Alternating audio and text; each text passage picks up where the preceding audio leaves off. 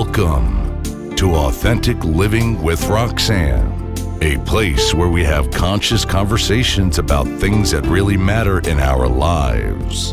And now, here's your host, Roxanne Derhodge.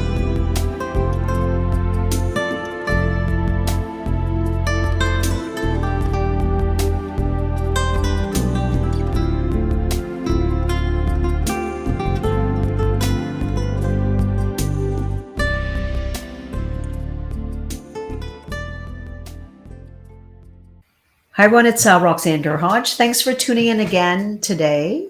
Today I have a special colleague, Penny Tremblay, who is a expert in dealing with conflict.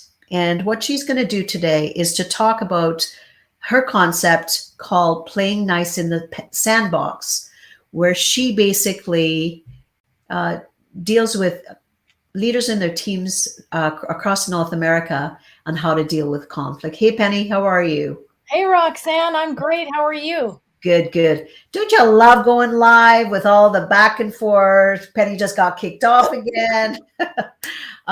So thanks so much, Penny, for being on today. So now Penny has had a quite an interesting path, and her brand is playing nice in the sandbox, and it's such a playful way of thinking of conflict because quite literally, Penny, and I'd be interested to hear about how you created the brand. About all of us, really, I think, could do with skills of getting better at how to relate with others when things aren't going so well for us.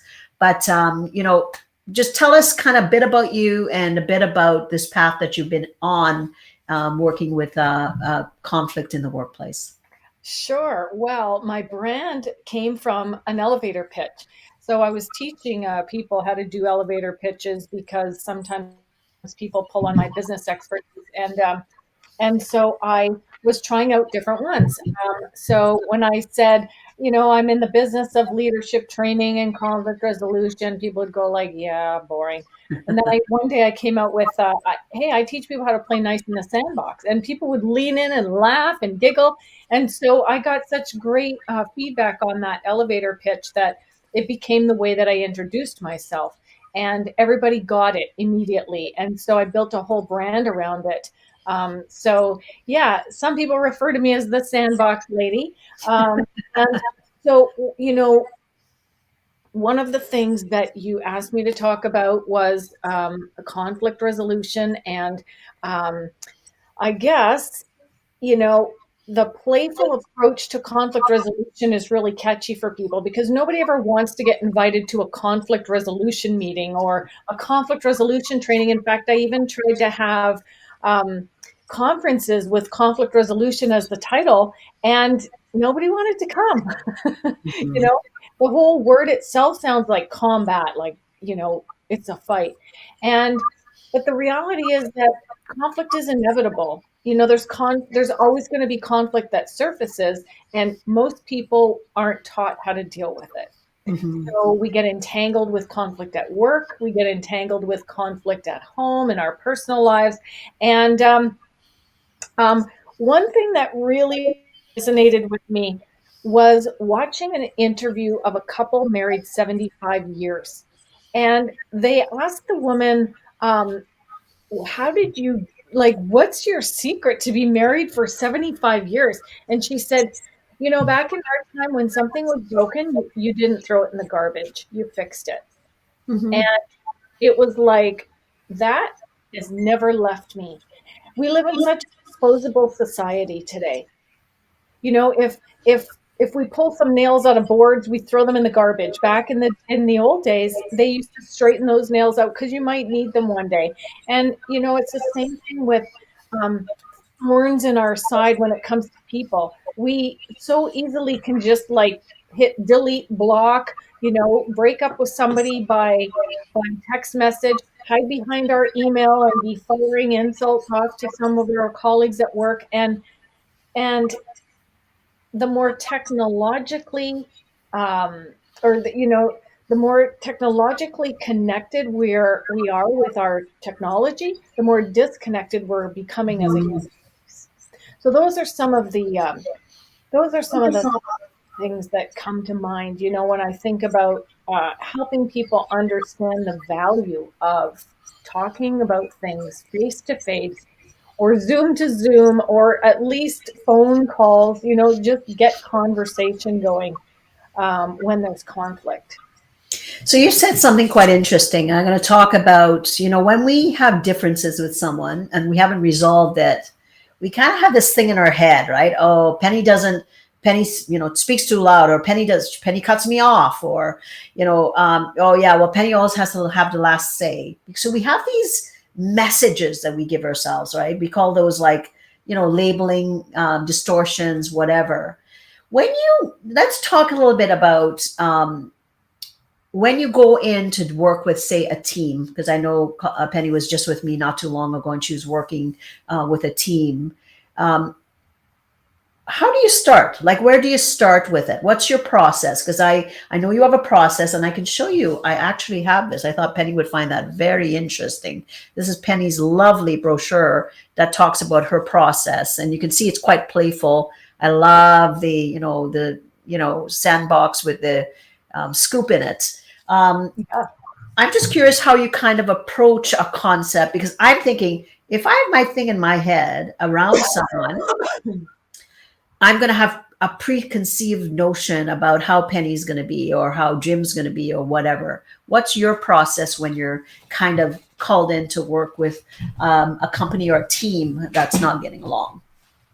Well, I would start with step one of my sandbox system, which is conflict resolution. And, that just makes common sense when you're saying, what do you do when a company calls you for conflict? But a company doesn't always call me for conflict. Sometimes a company will call me for team building or leadership training, which is great. That's step two for me. But if there's conflict, we need to resolve that first, because you can't build a castle on quicksand.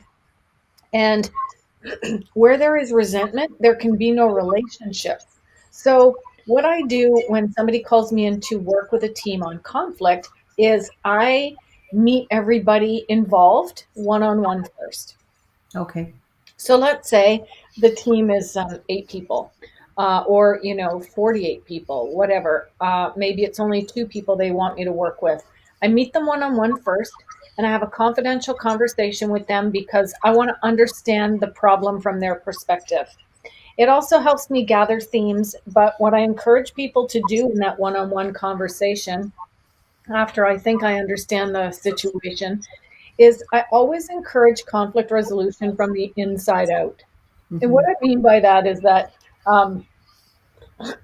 we're all responsible to create the life that we want to live and to create the relationships that we want, the quality of relationships that we want to have. Most people, when they're in conflict, they're blaming someone else. They're blaming circumstances on their boss, their colleague, the system, they're underpaid, whatever. And so what I think is the most important step, because I learned it from Stephen Covey, habit number 1 in 7 Habits of Highly Effective People is be proactive, take responsibility to create the life that you want to create and stop blaming people, because when you blame, you're giving your power away. So you become powerless, less power. When you take responsibility, you recognize what's yours in the conflict. And that's really the only thing you can fix. You and I, we can't fix somebody else, right? You and I can fix you, but you and I, we can't fix him and him and him and her. So that is, I think, the biggest shift that people have to make is, if they want to be better, if they want to have more peaceful relationships, they need to go inside first and find out what about the relationship isn't peaceful and why not. And that why not has to be from an I perspective. When he says that, I get triggered rather than he makes me feel stupid, right? Or she is condescending when she talks to me. Rather than that, it's like I feel belittled when she speaks to me. It's taking responsibility, and then if people really want to get into the work, they can work more in more depth with me and start digging. And as a therapist, once people start digging, they find those past experiences that have created those stories in their mind, which create Mhm. those labels that you were speaking of earlier. And that's really where the entanglements started. Mhm. So it's like reprogramming, rewiring, changing your story about things. Right, because as soon as you go to, if Penny, if only you would, then you get the okay, I could have stopped now. But if it's Penny, when you are abrupt when you enter the office, it puts me off, and I'm kind, I can't think clearly. Mhm. You enter the office a little bit, slower or quieter, and then you probably go, oh my god, I didn't even realize I did that. And then you Yeah, go, oh, okay. And then you're using the responsibility on you to your point, right? Because I think we hear the word triggers being thrown around a lot, but a lot of people really don't know what it is, right? right. Something happens, you tell yourself a story about the event, you make meaning and purpose to the what is happening, and Right. then there's a behavior, right? But if we don't have anybody to really talk it through, to your point, like to go to, well, how is it affecting me? It's my internal world. It may be right or wrong, but it's my internal world about how I interpret things. And then, then I respond to the person that's pissing me off in some way, kind of thing. Right. And it Yeah, becomes a vicious kind of snowball, right? that's right. That's exactly right. And one of the really common problems that people have in the workplace with each other is that they said good morning to somebody and that person doesn't respond. That is Mhm. so common. And I think to myself, okay, well, that's, you've said good morning to somebody. Um, why do you need that response? Oftentimes, I mean, it would be nice, but if you don't get it, does that make the person wrong? But we make up stories about it, like, oh, they don't like me, or oh, they're rude, or oh, it's because of something that I, did 2 years ago, or they're just unfriendly, or they're, snotty, or whatever. We make up assumptions that potentially aren't even true. Mhm. The Mhm. deeper question I would have for somebody is, why do you need it? Why do you need someone to respond? Sometimes I'll ask people who are so frustrated with a colleague at work, I'll say, um, how do you behave? How do you get, well, you said triggered, but how does this person's behavior affect you? Well, I don't want to be in the same room as them. I feel, I want to quit, whatever. I often say, what's your favorite flower? Hmm. So Okay. what's your favorite flower? Um, I think a hibiscus. Okay. So let's imagine that there was a vase of hibiscus on the boardroom table. Hmm.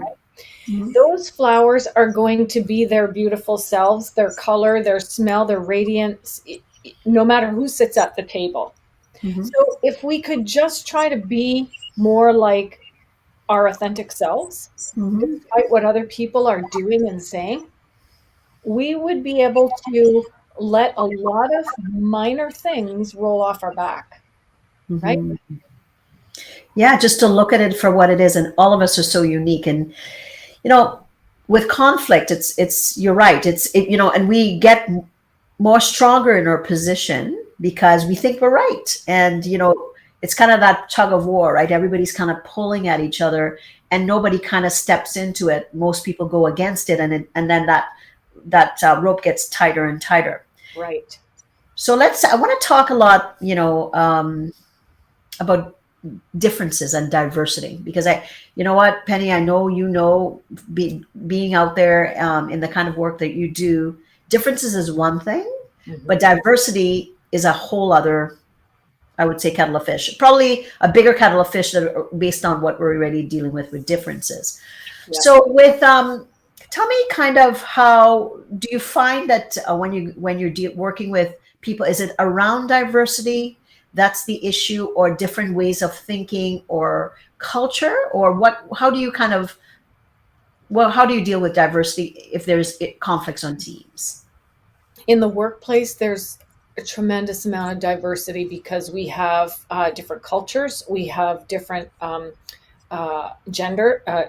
Well, we have different genders, of course, but we have gender fluidity. So, you know, somebody that used to be one gender could be transitioned into another.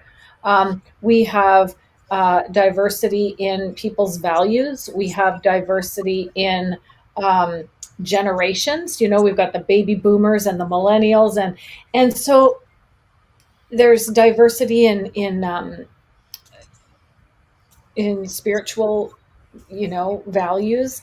There's all kinds of diversity, and I know one thing for sure is that no matter where you fall into any of those spaces, we all want the same thing. Mm-hmm. We all want to have a peaceful and content life.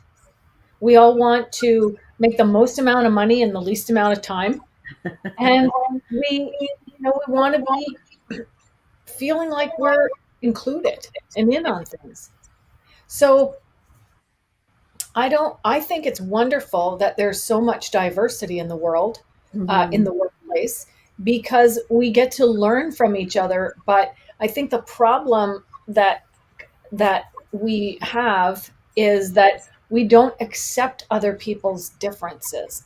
Mm-hmm. So even like, well, one of the diversities I didn't mention is personality styles, Mm-hmm. right? Yeah. Often causes conflict because somebody is like very direct, short and to the point, and somebody else is like the touchy feely, likes to have the compliments, the before and after, and you know, either one isn't right or wrong. And this is one of my own personal conflict resolution tips and strategies that I've almost mastered is losing judgment. Like I've stopped judging things as right or wrong, Mm-hmm. black or white. And of course, that's very easy to do in conflict resolution work because I don't have any emotional investment in it. When I'm emotionally invested in something, I'm not as good as I am when I'm a mediator. But yeah, it's about not expecting people to be just like us. It's Mm-hmm. allowing people to be who they are, allowing them to be human, and allowing them to be different, and not expecting that we have to be the same, because if we were all the same, the world would be a much less exciting place. But Mm-hmm. it causes a lot of conflict. We think, well, you know, why are they doing that like that? We wouldn't do it like that. Mm-hmm. Okay, does that make them wrong? Does that make us wrong? No, it's just different, right? So what I hear then is really, I mean, to put it bluntly, we all have different perspectives. Your reality to my reality. Yes, we're female. Yes, we do the similar kind of work. But your background, growing up in Canada and I think rural, me in Trinidad, kind of extended family, different culture, all those different things. There's going to be lots of different things, right? But again, it's about commonality, right? It's about what is the common goal.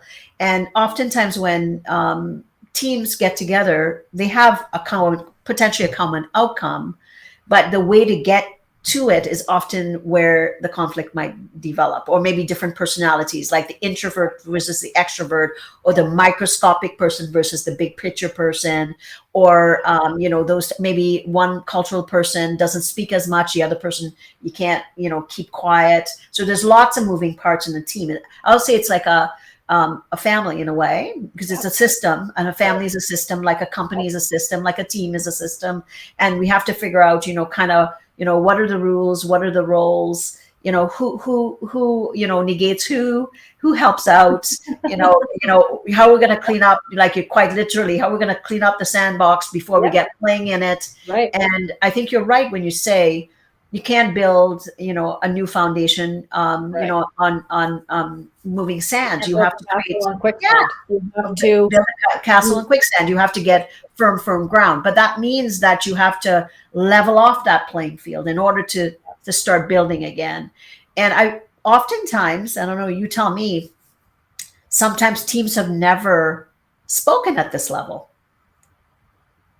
right? Yeah. Where they had to look at things at a deeper level to say, well, why is it that, when so-and-so takes the lead because nobody else takes the lead, it's good sometimes, but sometimes I don't want them to take the lead.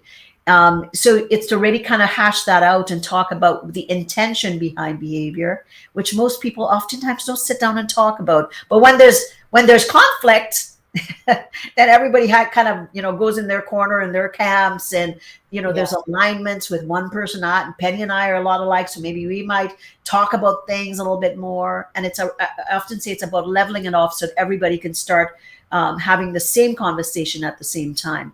Now with leaders, right? If it's a leader that people are having issues with, how do you approach that with the work that you do? That's such a great question. I include the entire team. But it's a common question when a leader will say, should I be there? Well, yeah. Do you want us, do you want us sorting things out without you? Like, no. We're Everybody going to teach your team some things, but you won't know what we taught them, and then Yeah, you're going to have to go back exactly. and lead them. Yeah. And that's the power of the group conversation, is that when I facilitate that, everybody has equal opportunity to speak and listen to each other. And I actually learned the circle approach from Indigenous people. And in fact, mediation actually comes from Indigenous tribal leaders bringing their people together to sit in circle to resolve social conflict. So thousands of years ago, this was already happening. In my mediation work over the decades, I was privileged to be working with many Indigenous communities, and the circle is, it's no stranger to Indigenous people.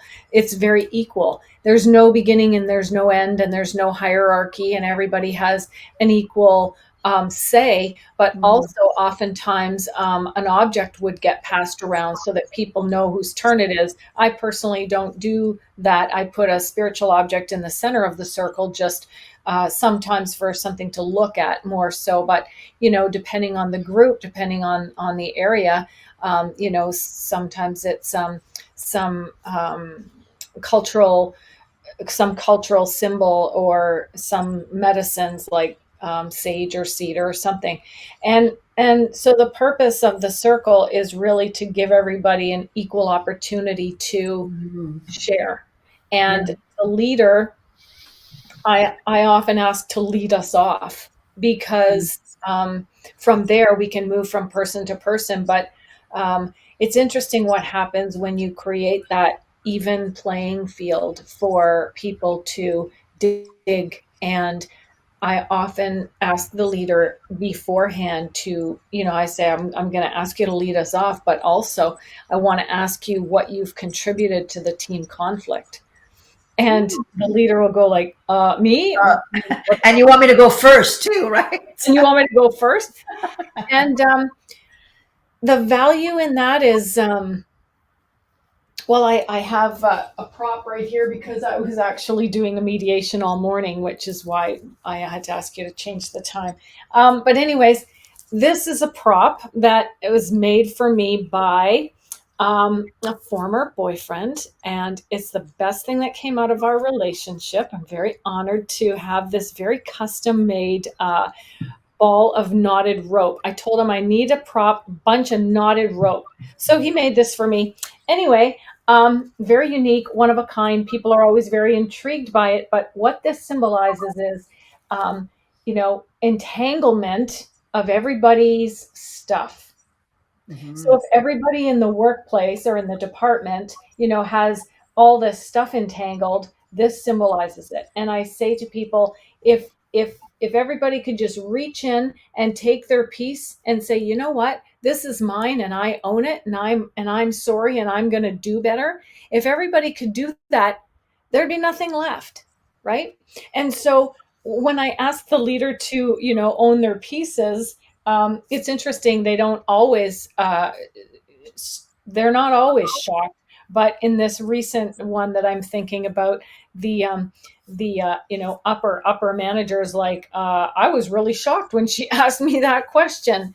But that's why I meet with everybody one-on-one first, because I want to coach them along a little bit with conflict resolution, because the reality is, like you said, people aren't trained for this.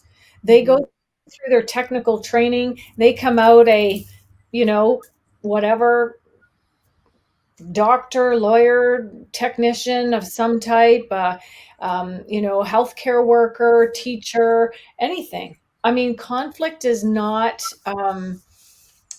it's in all sectors. It is not prejudiced.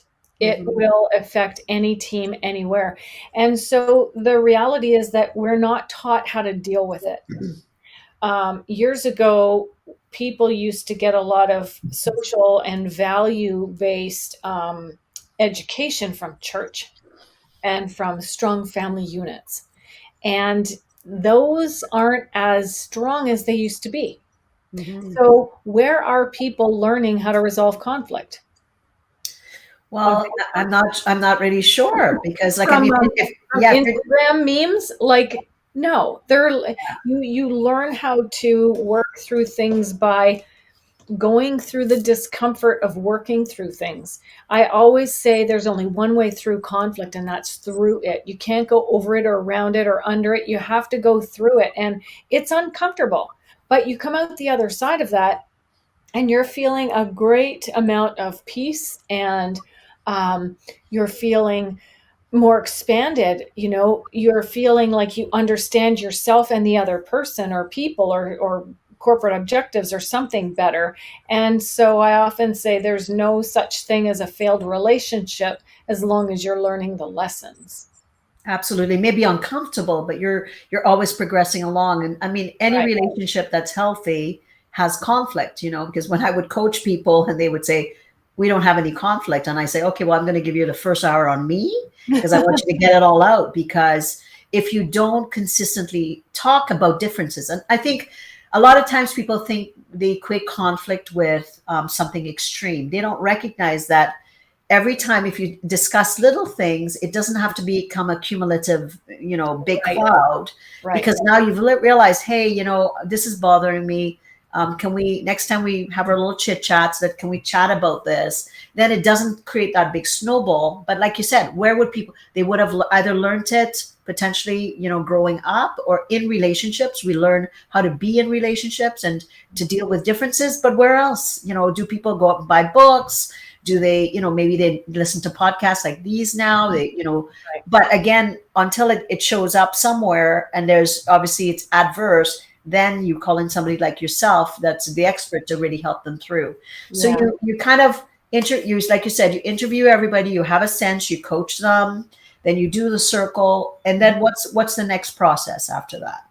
Well, in the circle, that's basically the facilitated group discussion, whether it's 2 or 50 people, and then we make commitments. And they make commitments. I write them up, and then I meet them for a follow-up session. So the commitments is based on the overall goal of what the group. So I'm going to assume, is there a collective goal of the entire group? And then individually, everybody talks about how they contribute to the problem. And then you talk about the commitment about how they might alter, their behavior to enhance getting along then. And then you write it up, and then you meet individually with each person after, or you meet with the team after? Meet as a group. Oh, yeah. Okay.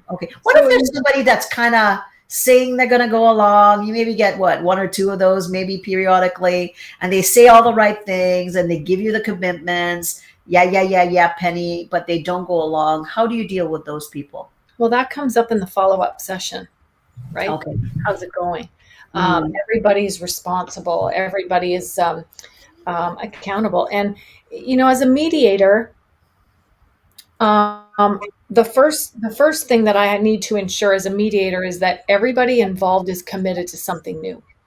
If 2 people aren't committed to change, then I can't help them.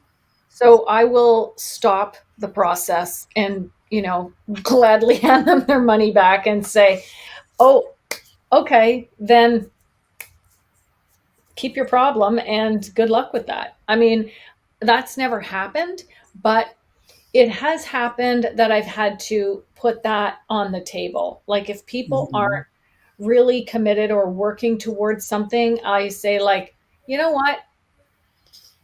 If you guys just want to call this process off right now, I'll cut you a check for your money back and we can all just keep on keeping on, because where there's no change, there's no change.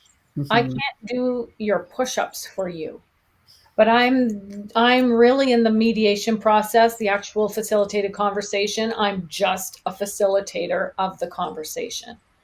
I'm gifted enough to know what to say and skillful enough to know how to say it so that people feel engaged and open and safe.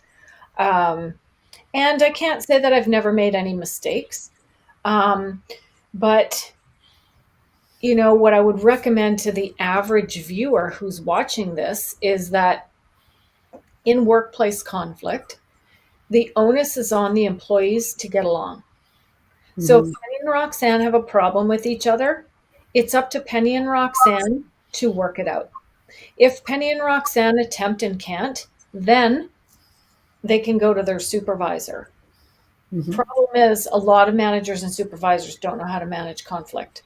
Right. So, all the way up the line, the problem is that people are afraid of it. They don't know how to manage it, and they don't know how to reach out for help and who to reach out for help to. Workplace investigations are legislated if there's a formal complaint filed in a workplace. And workplace investigations are very expensive. Some companies have the opportunity to do them internally, and others need to hire investigation companies, which are very costly. And I don't do investigations. I think that if people would contact me first, there might not need to be an investigation. If people have had an investigation, they really should contact somebody like me after to put the relationships back together again, because it's like after an investigation, it's such an intrusive process, but it's shh. Yeah.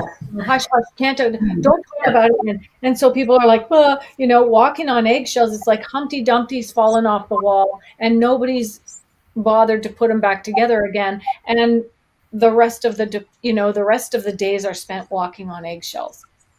Yeah, for sure.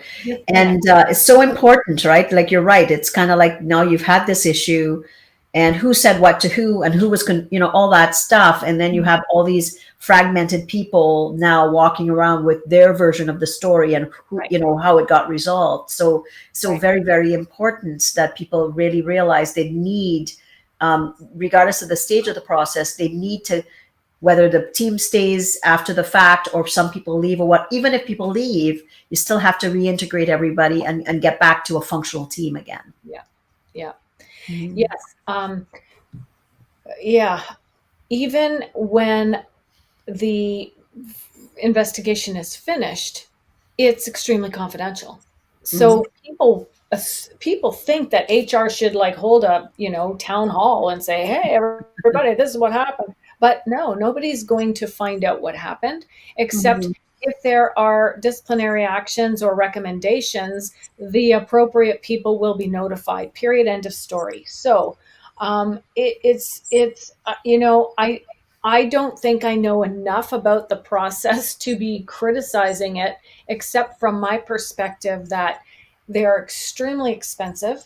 They can stall an organization for 6 months and still not get the results that this process can get. I worked on a case today, and I was just scarfing down some food and reading some email before I got on with you, and somebody from that emailed me and said, thank you so much. We made more movement in 2 days than we have in 10 years. Amazing. And so there's only go ahead, Penny. Sorry. Conflict for 10 years, and that's one day. Yeah. 2 days of really focusing on it. So I know we talked a little bit about superpower. So let's talk a little bit about if I decide that I want to get better at conflict, Penny, what would you say would be one or two maybe superpowers that I should be focusing on, so I can take those skills with me wherever I go to help me with conflict? Okay.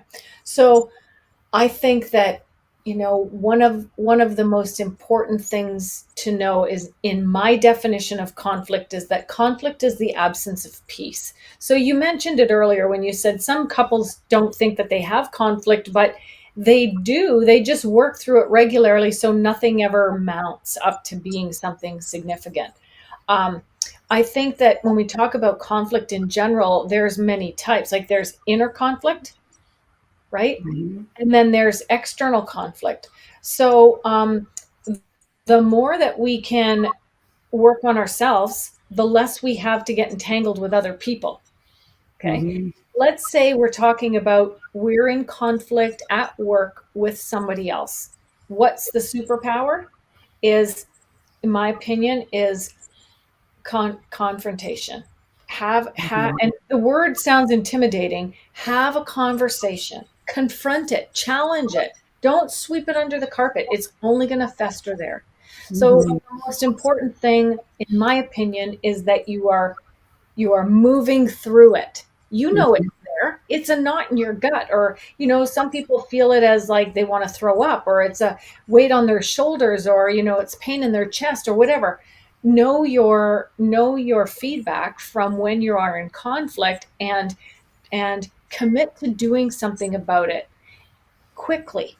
So Mhm. there's that 24-hour rule that a lot of hockey parents are learning about. When you're all fired up, you've got to wait 24 hours, and I really agree with the idea that if our emotions are flared up, we're not going to be peaceful. And we want to try and have a productive conversation. So Mhm. give yourself time. Give yourself a timeout. Even if somebody says, "I want to talk to you right now," and you could say, "I need some time." And whatever you're going to commit to, make sure you stay committed. So if you're going to say, "I'll meet you tomorrow morning," or "I'll meet you at the end of the day," stay committed to that. Mhm.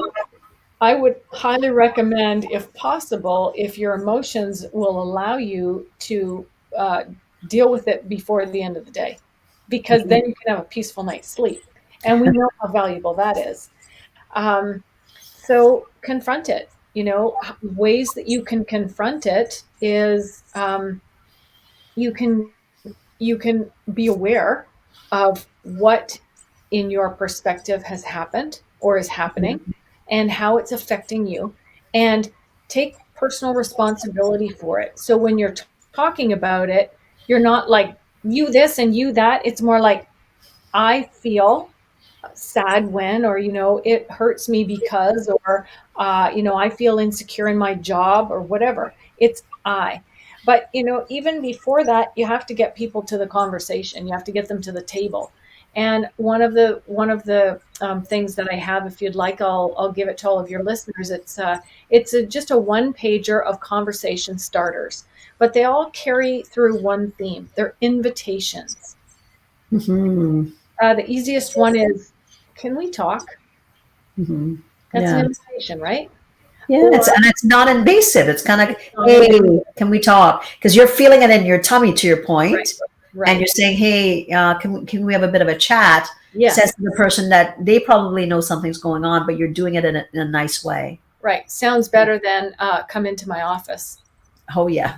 or "Can I see you in my office?" Or I used to say this, and probably why I'm not married to this person anymore, because I used to say, this was my line back then.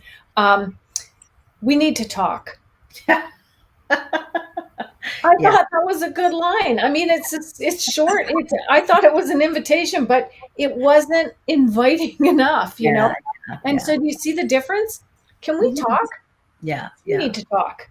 Oh yeah, for It's not an sure. invitation. So I like people to run it through the birthday party filter. So let's say you're inviting people to a birthday party. What would you write on the envelope? What would you write on the inside? Like, would you write, "Come to my house"? You know, "Come to my house. We have something to discuss." No, you'd write, "You're invited," or. So from that, of course, not those same words, but like from that, what's the word I'm looking for? Like from that intention. Or To from set the that, intention of what you're trying to achieve, and if if because you're inviting resolution, but you want to make it in an engaging enough way, right, versus already kind of working with the block that's up with the other person. right, If you say we got to talk, right. right, that's different from, hey, do you have some time? You have a couple minutes we can chat, which Yeah. really kind of takes the edge off. And Penny, another this, easy yeah. one is I'd really like to get your opinion on something. Oh, I like that one. Okay. And Yeah. the opinion could be, what makes you think that what you did was right? And, do you know how much it hurt me? But at least it's an opener, right? Right, And right. I think that there's so many times I hear that people want to have conversations with others, but they don't want to show up to the conversation. You can't have a conversation with somebody if they're not sitting across the table, right? Or across Absolutely. the surface. Absolutely. No texting, no, Yeah, just do it as much as you can in whatever format, right. face to face, like we're doing now, which is even not ideal. But if this is what you have, just Yeah. really saying, I need to see your eyes. I need to, know that you see me so that we can resolve things. Yeah. Now, Penny, I know you and I can go on for a very long time because we have these awesome conversations all the time. We're lucky enough to be, Yeah. Have each other. connected. Yeah. So for people that are interested in Play Nice in the Sandbox, you said you would give us the openers, which I would lovely if you can get that to us. We will make sure that's in the show notes. Yeah. Where can people get a hold of you if they're leaders that are listening, or people on teams even that are thinking, I think we might need some help or whatever. Where could they get a hold of you? Well, my name here says pennytremblay.com because that's my website address. There's lots of valuable resources on my website. There's a category called leadership tips, and I've written almost 400 of them, so they're searchable. I have 3 programs. They're 16 hours each, so they're all 2-day programs. Let me get them in focus here. They're falling apart. So my programs are Play Nice, Winning in the New Workplace Sandbox. This is great for the entire team. I've done this virtually to 350, to one team of 350 people once, and it was amazing. So that can be, all my work can be done in person or virtually. I've got this follow up to that one I just showed you. It's called Relationships and Conflict Management for Managers and Supervisors. This is really valuable, and sometimes it's a great place for an organization to start if they want to train their leaders on how to avoid the biggest mistakes. And then I have one on mental health and wellness, and this one is very special. It's rooted in the 7 grandfather teachings because I work with Indigenous people on this one. But the 7 grandfather teachings are amazing for learning principles to live by that are nature based. So, like the wolf and the beaver and the bear and so on. So, anytime I bring out spiritual things for audiences, I get thanked because people say, I didn't realize how much the spiritual aspect of my life was missing. So, I don't pitch any one denomination, but, I think that when people acknowledge a power greater than themselves, they can get through some of these difficult conversations, this is right on my website. It's called The 5 Biggest Mistakes Leaders Make When Conflict Surfaces and How to Avoid Them. This is right on the main page of pennytremblay.com. I highly recommend you download this. It's a quick read. You can read it over a cup of coffee. 5 biggest mistakes if you're a leader. Avoidance being number 1. And so those are some ways that people can get a hold of me. I have recently developed a Play Nice formula, which you can download, and you can work through a conflict on your own, like the 8 steps in my Play Nice formula. So I have lots and lots of resources. I love helping people. I give everybody I work with a business card. It's called their Peace Pass. And I say, call me anytime you're struggling. I don't like people struggling for long. And sometimes we just need, a third party to vent to and to help us sort our stuff out, as you know, because Roxanne, you and I use each other often for that, right? So Sure. the problem is that in the workplace, when you start going to other people with your problems, it can go from venting to gossip pretty quickly. So, consider reaching out to somebody like Roxanne or myself who can help you take the higher road, or at least get out of that cesspool of negativity and not be swimming along with people who are just as negative as you are about a certain situation. And also for leaders, I recommend,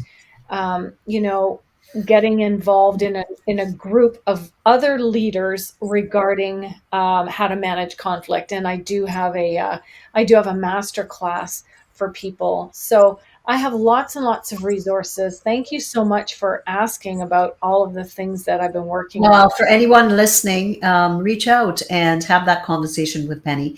So what am I taking away? I think it's just reinforcing that concept of the languaging around I versus you, and to just use the basic concept of hey, can we have a bit of a chat? Those are some basic things, but really, really so necessary.